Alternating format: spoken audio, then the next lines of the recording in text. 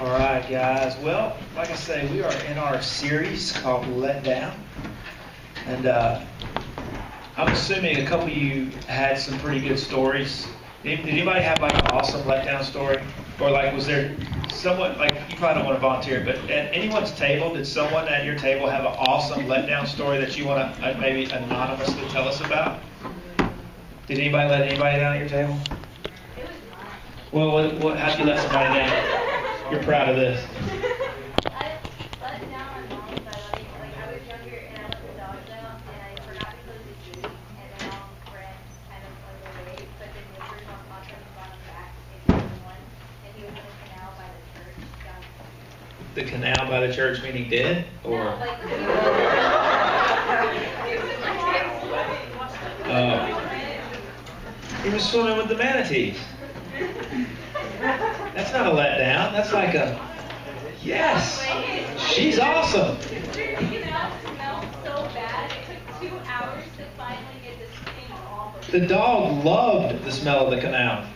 Speaking of a dog letdown story, I had a buddy in Maryland who had a dog named Pepper.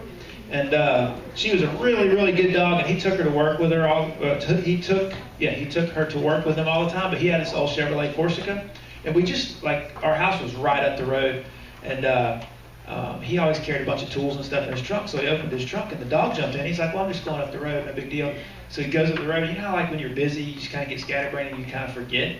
Well, then like 6 hours later, he's like, "I can't find my dog," and everybody's looking for his dog. And then like 2 days later. Yeah, dead dog, trunk, stinks, everything. Yep, that's the story of letdown right there. That's what I was looking for. But that's a letdown for the dog. Anybody else have a letdown story? I'm sorry, don't cry. That dog annoyed me. I did look at my buddy, and he was very tore up about it. I said, one day we'll be able to laugh about this, but it's still kind of... He doesn't laugh about it yet, but I've been able to laugh. Brian, letdown. Tell me. Talking about the dogs reminded me of a pretty good letdown story. I was backing out of the driveway to go to our wedding rehearsal dinner, and the whole family's there, friends are in the car, and I back out the driveway and back right over our dog in front of my little sisters, and they're screaming and just so upset. So like a little speed bump feel, or was it like what? Was there did it kill the dog instantly, or did it suffer for a while? It was breathing when we got out. Yeah. Oh man. Yeah, that's pretty bad. Anybody else? Somebody back here was raising their hand. Letdown stories? Seriously, you guys never let anybody down? Man, I'll tell you mine, but you might not like it. I'm going to opt to not hear this story right now, but I want to hear it afterwards. Well, it ain't bad. I'm just saying it might not be that fun. Huh? It might not be that fun. No, I don't care if it's funny. You let somebody down. I want to hear about letdown. Go ahead. My buddy Grayson got stuck at Westlake one night, and I let him on for almost 5 hours that I was coming to pull him out and never came, and he got really mad at me. That's letdown. He was let down by his friend who he thought was coming to rescue him, and his friend was snoozing. Look, I didn't want to get out of my bed. That thing was Yeah, note to self. If you ever need a friend, if you're in need and you need a friend, don't call a dog. Ghostbusters. Call Ghostbusters. Good stuff. All right, anybody else let down just real quick before we get rolling? Levi, what's your letdown? Anybody else? Stories of letdown? Anybody? All right. Tonight, I want to introduce to you someone that most of you guys in here know. And this is Hannah Avery. Hannah Avery in the house. Can you grab that microphone right there, Hannah? You get to sit in J-Ray's stool. See what I did there? You're going to be sitting in my stool.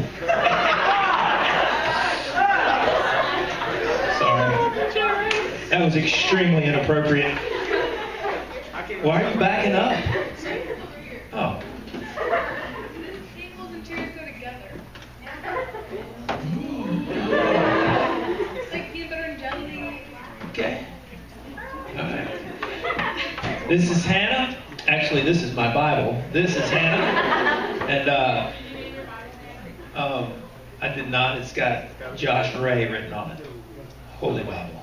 I got the Holy Edition. I don't know which one you guys got. But anyway, in our series Let Down, because of after our first week of the series when we talked about what to do when your friends let you down, Hannah approached me afterward and said that she kind of had a story that she wanted to tell that has to do with let down. And I don't let students, very seldom do I let students speak with a microphone unless I know what they're going to say, because I get really nervous. Because sometimes you guys are like way out there and you like begin to tell what you feel is a word from the Lord, and it like totally contradicts the Bible, and I'm like, yeah, you're not sharing. So if you've ever asked to speak and I've not let you, it's because, well. How's he looking at you? So anyway, Hannah, I brought her in the office last week. I said, well, tell me what it is that you feel like you want to tell everybody. So she told me the story, and she wants to tell about her story of let down in her life. And so I'm going to be quiet, and I'm going to let her tell her story. And then I'm up here for moral support, because she's not nervous at all. And because I was just going to let her go solo, because I told her I'd be up there with her. I'm like, she'll be fine. And then she's like, you gotta get through. I don't know what's going to happen. You're out there. Telekinetically, I think, I can tell her what to say. Telepathically? Yeah, that's what I meant. Telekinesis, that's like moving stuff around. Yeah. So anyway, I'm going to be quiet now. I'm going to let Hannah tell you guys her story. And I think on some levels, all of us will be able to relate, because we've all been let down. And we've also all participated in letting others down. So give Hannah your attention, and I'm going to let her tell her story, and we'll have a little dialogue in between. Hey guys. Okay, this is my first go around in front of a group, so it's gonna have a lot of pause words, so embrace it. Okay, so I was raised in a Christian home, and I got saved at the age of 4, which I know is really young, but for 4 I understood what I was getting into, and ever since then God's just been, pushed me in different directions I don't want to go, but it's to grow and to be a vessel for Him. In fact, tonight's one of those nights. I made a deal with God when I was in probably 7th grade, and when I was in the middle of my letdown, and I was like, all right, God, whenever it's over, then I'll let you use me. But until then, no. So this is the other side of the deal. I got through my letdown, and I'm going to tell you guys. So I was homeschooled, and homeschooling is awesome. Yeah. Is there like a good amount of homeschoolers in here? Boo! Like they're all on one table.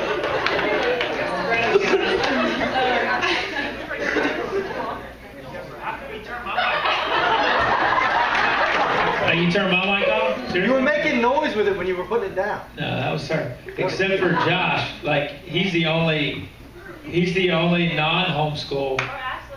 Is he on? Oh, my bad. Okay, yeah. Well, I mean, there's like this whole table of homeschooler, like the homeschooler conglomerate at this one spot. Like we're homeschool, we're not hanging out with anybody because socially we can't, and we are not. I'm just kidding. Socially, you guys are great, but it is kind of funny. Like, what's up? Are you guys all? Of course, you guys probably look at everybody else and go, they're public school. They won't hang out with us. Oh, okay. All right, total. My fault. I'm easily distracted. Way off course. Hannah is homeschooled. Continue. Yeah. Okay, so I was homeschooled because my dad was military, so he didn't want to move around and pull us out of school all the time. I'm the youngest of 4, by the way.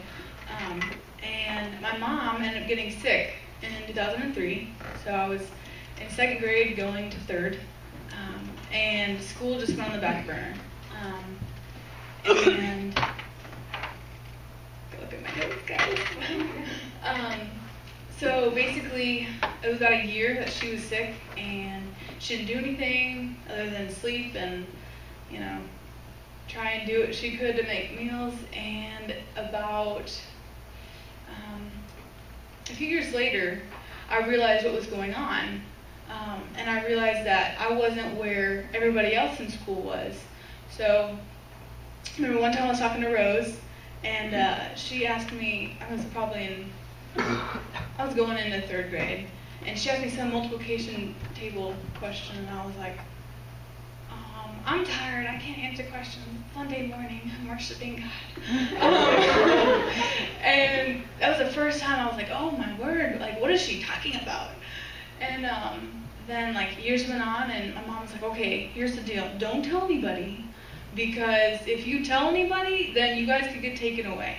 Reality, if it's like the worst situation, yeah, maybe, but other than that, they would just put us in school. Like, we wouldn't gotten taken away from our parents or anything. But since she told me that, I was like, oh, okay, all right, I can't say anything to anybody. Like, just if someone asks a question, avoid it, lie, do whatever it is, because it's protecting my family, right? And so years continued, and I kept the mask on, and I became really bitter, and I didn't know why. And at church, and if you guys, you know, knew me in middle school, and if you guys know me now, I'm a pretty bubbly person.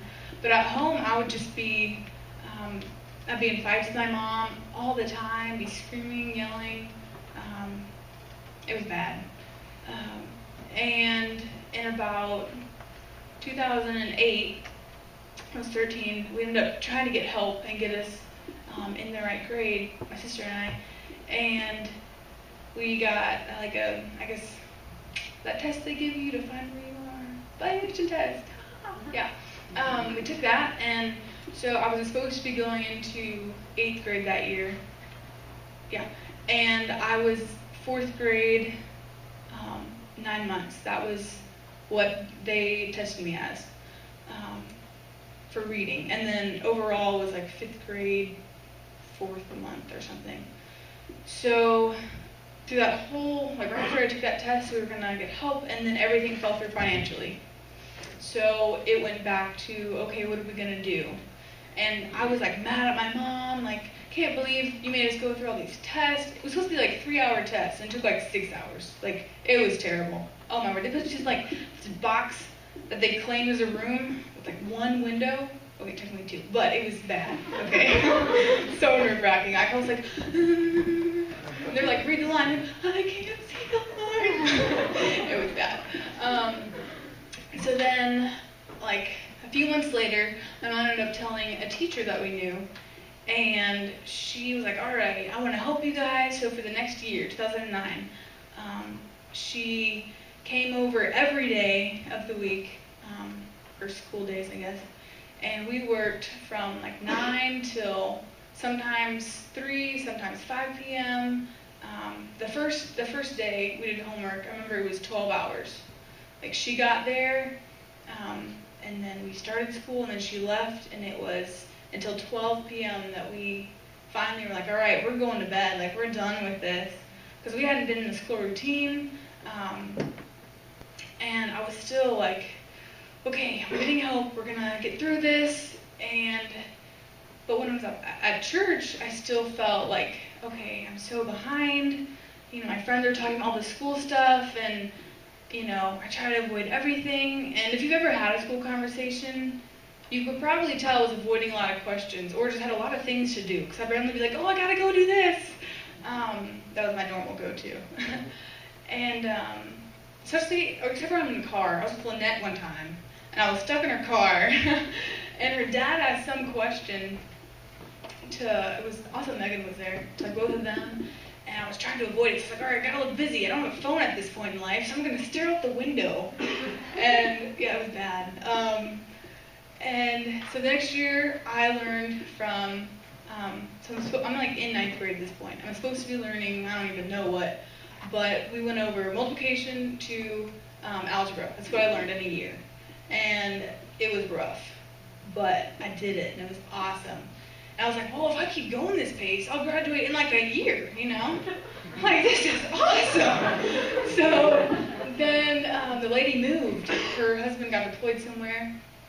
And then I was like, okay, we can do this, Mom, right? We've been on this fast track. No. Everything went back to never doing school, and I became even more bitter. I'm like, well, you made me do all this stuff, and then you just dropped the ball again, and I felt lonely because, that's not the average story. Like, oh, did you fail? Yeah, me too. Like 5 grades? Yeah, me too. That's not normal. And so then in 2000, so 2 years go by, and it's still the whole lie to everybody, don't tell, and at home everything's gonna be terrible. And then one day my mom ended up. You guys know Joy McHale, maybe? She's awesome. She moved to Snowbird Wilderness Outfitters, which is awesome too. Y'all should go visit this summer. Anyway, okay, so she was a church counselor, and my mom ended up talking to her about something, and then somehow school got brought up, and then she found out what was going on. School's not happening. At that point, my 2 older sisters had already gone through the GED system because that was their only way of graduating. And Miss Joy was like, all right, Hannah, you're the last one. What are we going to do? It's not fair to you to just let you just stay and doing nothing and babysitting all the time. That was why I was babysitting all the time. If you guys were jealous, because I remember one girl came up to me and she was mad at me because I got every babysitting job for Southside. This is why. Because I had nothing else to do with my time. But so Joy found out, and then she got in contact with Veritas, which is what most of the cool kids go to. Yeah. And I ended up taking another placement test, and I could do they started me in pre-algebra, I think was the homework, and I'd done all of it, but I couldn't remember because it had been 2 years since I'd done math. And then she's like, all right, here's a sentence, now break it down, and noun, verb, all that stuff. And I looked at it and I was like, well, I know a verb's something you can do, and I know a noun is something you can touch, and an adjective describes, but I can only pick it out if it's a color. So they're like, all right. So then they're like, okay, read this. And I was like, I can't read that. I'm too nervous. And then, you can do it.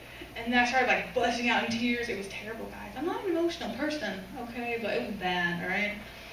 So then after the test was over, they're like, all right, we want to help you, but we feel like maybe we should choose you on this side, not have you in with all the other kids, because that wouldn't help your self-esteem. And I was like, perfect, because I didn't want to be with those other kids anyway. I want to be one-on-one. I want to get through this, because that's the only thing I'd ever done before. So that was 2011. So that was 2 years ago. So 2 years ago, I couldn't, cut down a sentence and tell you what everything was. So the next year, I redid pre-algebra and learned grammar for the first time. So now I can actually punctuate, woohoo. Normally, there's sometimes I can't, but whatever. I gotta mess up to make sure you guys can pick something out, I know, right? Yeah. So the next year, I learned all that, and then I went off to Snowbird this past summer. And then I got back in the middle of August, and at that point I was still really bitter at my mom. But I didn't, I knew I was bitter at my mom, but I didn't know that was why I was mad. It's hard to describe. I knew I was mad at her because she dropped the ball in the school, but it didn't make sense that was why I was always mad whenever I was around her.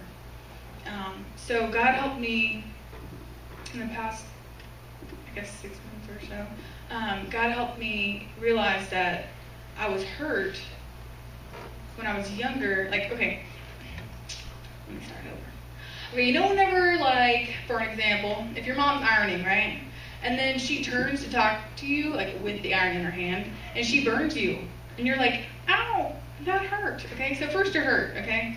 And then you're like, you blame her. Oh, dadgummit, you did this to me. You burned me.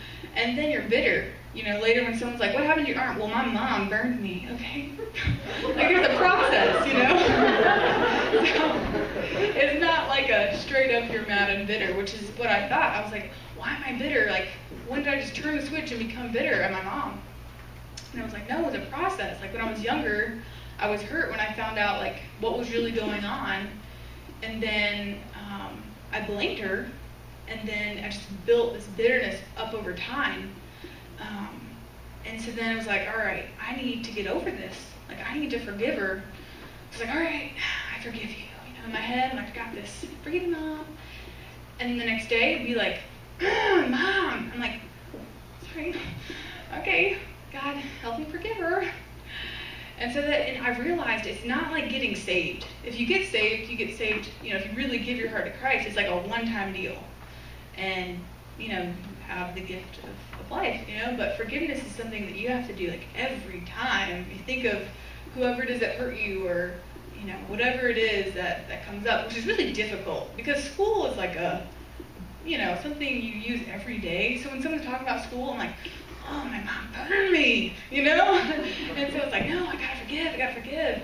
So I was working on that the whole, like, a good solid year. And then when I came back from Snowbird, well, started during that whole process, basically. And then when I got back from Snowbird, I got back with the lady who had taught me grammar and did pre-algebra with me. And we're like, all right, here our goal is to graduate on time. Only time that's going to happen is if I go to the GED route like my sisters did. So from like end of August all the way to like before Christmas, we went through like a pre-GED book. And then we took off for Christmas and stuff, and then January, 2 months ago, I started the GED program. And to most of you guys are like, oh, why did you go to GED? Well, this is what I told you, and if I didn't tell you, this is what I told everybody else. Well, okay, so in Georgia, you have to, if you're homeschooled, your homeschooling stuff has to go like through a teacher or something, and the homeschooling stuff I was doing, like back in elementary, when we had school under control, was like it wasn't through like a teacher, so that was my excuse. And technically it counted, but that wasn't the reason. So, anyway, so I went to the GED program, and then there's like 4 levels of classes, and in my head I'm like, all right, I'm gonna probably get put in like the bottom 2 classes or something, and then I'll work my way through. My sisters did it, well, one of them did it in like 3 weeks, which I don't know how that happened. And then my other, like the average person is like 6 months in that program. And so in my head I was thinking June, if I'm graduating with my friends, I can do this. Well, God blessed me. And he was like, all right, you've been working really hard the past like year, and then a year before that, you know, didn't do any fun stuff, like other than Snowbird. That was the only fun stuff I ever did, because I was studying all the time. And after I got my results back from the GED for what class I would be in, I was put in the top class, and I was like, oh, this is awesome! I've never felt smart, you know.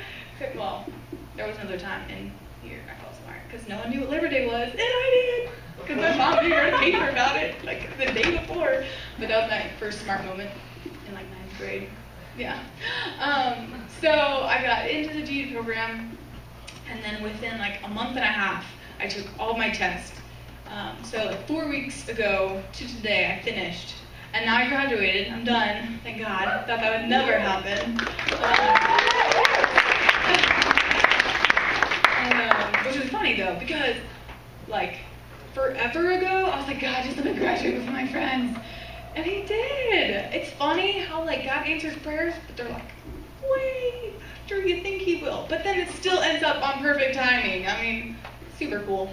But in the last 2 months, during the whole GED, God was just, he got down with me. He's like, all right, and like, you've almost mastered, well, not mastered, you almost like really got a good grasp on this whole forgiving your mom deal. Because I figured out, you know, why I was bitter. and I didn't feel, well, I kind of did still feel alone, but, so just working on, the last 2 months working on really forgiving my mom, like, that was really what set me free, if that makes sense. Because graduating, like, that was my goal, but I guess I thought whenever I made the deal with God of, you can't use me till after I graduate, because that was my letdown, that I would feel really smart and I would know everything everybody else knows. But reality is, I still don't know a third of what all of you guys know. But I can forgive my mom, and like that makes me feel like I'm on top of the world because I don't have that heavy burden on my shoulders, if that makes any sense. To me it does. But yeah, so that's basically my story. And the whole time I didn't ever blame God, but I was always, my verse that I clung to was John 13:7, and it says that Jesus says to Peter, you don't understand what I'm doing now, but later you will. So the whole time I was like, God, I don't know why, you let all this bad stuff happen and let me fall behind in school and just let me literally like cut myself off from everybody and feel alone and like go through bitterness and everything. But like I know you're going to use it for your glory. So, and I don't exactly know what that whole like glory moment is. But if it's just to like help one of you guys, like I told God, like that's fine, like if it's to help one person, I'm cool with that. But like, just let me get to the end, and but God's, I don't know what He's gonna do with me, but He pulled me through, and I knew I was never alone. So if you guys are alone and something, like you're really not, like God's there. And the big thing for me was I would never tell anybody. And that was a big mistake, because as a body of Christ, like we're supposed to help each other and lift each other up and help carry each other's burdens. And whenever you're, at night crying and like, I don't understand what's going on, I can't do this alone, like God's like, well, you have how many people around you? You just gotta like tell your story so that they can help you. So yeah, like don't be afraid to tell somebody, because that's what the body of Christ is for. So, yay!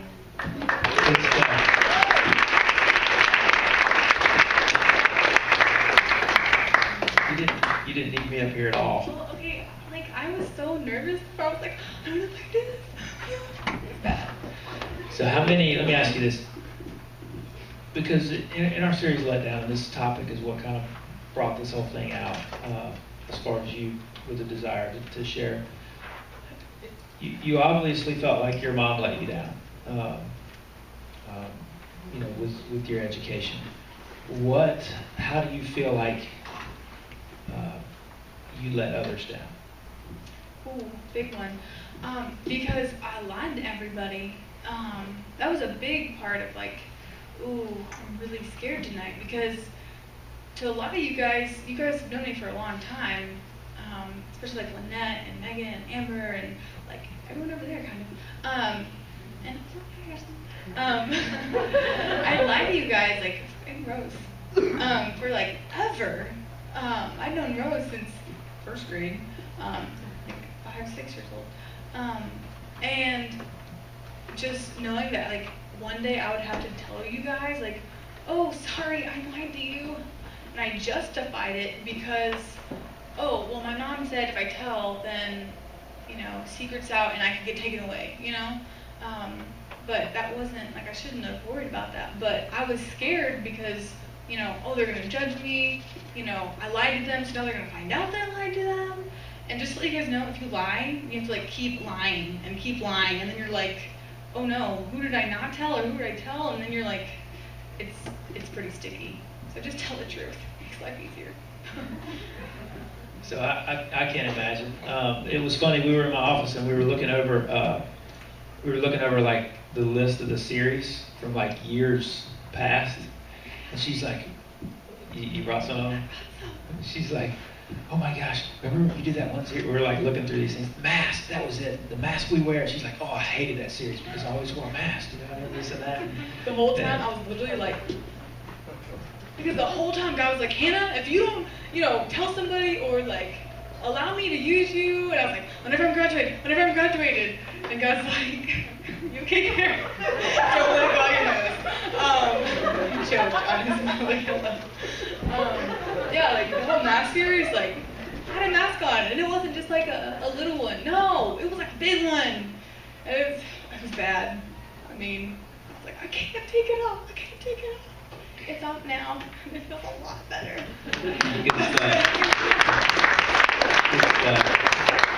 I know Celebrate Recovery has a saying that well, two sayings. One, God never wastes a hurt, a habit, or a hang up.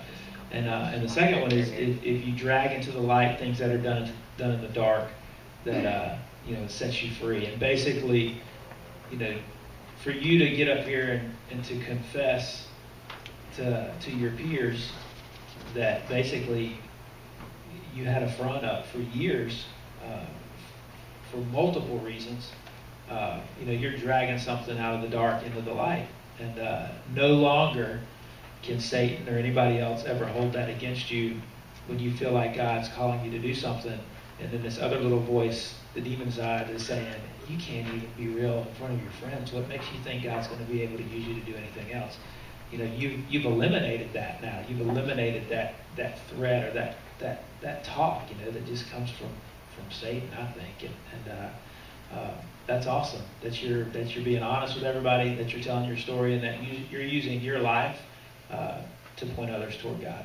And guys, life is full of letdown, whether it comes from family, whether it comes from close friends. And we talked about this in the series. We're all human. Nobody's perfect. You're going to be on the receiving end and the giving end of letdown. It's going to be your fault at times. Other times it's going to be somebody else's. But there's one person that we can fully trust. And I'm cheating as I'm looking on Hannah's notes over here, because I'm looking over here at her stuff as she's talking. She's got a couple of verses written down. But Hebrews 13:5, I peeked over this. And this is basically God saying, I will never leave you. I will never forsake you. He is the friend that sticks closer than a brother. And don't know what's going on in your world, but I know without a doubt there's people in here that have been wearing masks for years. And maybe tonight's the night that the mask needs to come off. Maybe tonight's the night that you need to talk to one of the leaders, one of the adults, or some of your peers, and just tell them the truth. And instead of crying yourself to sleep, as I know Hannah said she did years. If I ever slept at your house, I cried myself to sleep, just letting you know. Like, I'm like a silent crier now. I mastered it, which isn't a good thing to master, but I did. But yeah, I cried myself to sleep all the time because I was like, everyone knows things and I don't. But no need for that.